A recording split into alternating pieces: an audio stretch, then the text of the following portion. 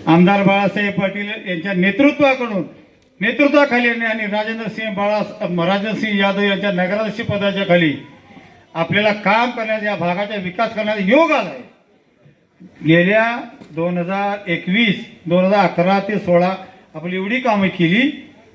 त्या कामात आता परत आपल्याला संधी मिळालेली आहे आणि या संधीचा आपल्याला मी हात जोडून विनंती करतो, या संधीचा फायदा घेतला पाहिजे. तुम्ही लोक नेहमी आमच्या पाठीशी असता.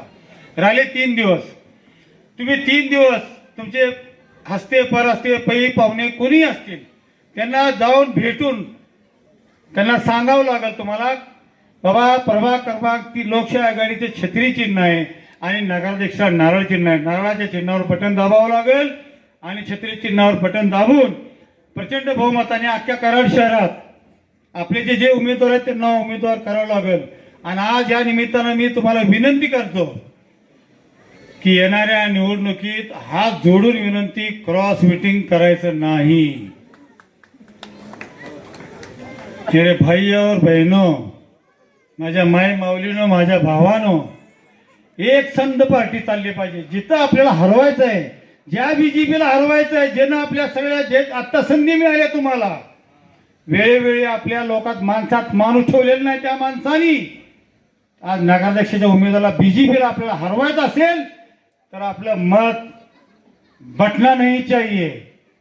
आपलं मत ठामपणे आपल्या आमदार बाळासाहेब पाटील आणि राजेंद्रसिंह यादव यांच्या लोकशाही आघाडी आणि यशवंत विकास आघाडीच्या मागे राहिलं पाहिजे.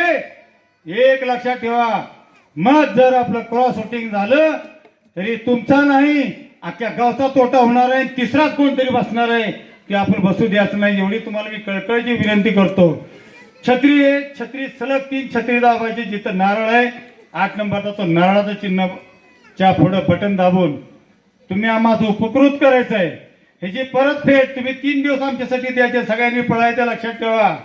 तुम्ही 3 दिवस द्यायचे, 365 दिवस आम्ही तुमच्यासाठी द्यायचे. 5 वर्षाचे तुमचे जे काही लागेल काम करून कसं दाखवायचं असतं आम्ही दाखवून दिले. आमदार बाळासाहेब पाटील, सुभाष पाटील यांच्या नेतृत्वाखाली माणसं या भागातली आपल्या लोकांसाठी काय करता येते असं आदरणीय पी डी पाटील साहेबांनी तेवढा रस्ते पाणी हे करून काम दिलं.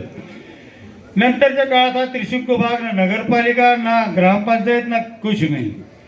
अशा वेळेला आपले आमदार बाळासाहेब पाटील यांनी मला आवर्जून सांगायचं वाटतं, साहेब ज्या वेळेला आम्ही तुम्हाला सांगितलं साहेब इथं पाण्याची लाईन टाकावं लागते, इथं वस्ती वाढल्या, साहेबांनी प्रताप चव्हाणला त्यांच्या लगेच काय रे बाबा मंजूरकरांनी लगेच तिथे त्या वेळेला पाण्याचे पाईप साहेबांनी टाकून दिलेले आहे.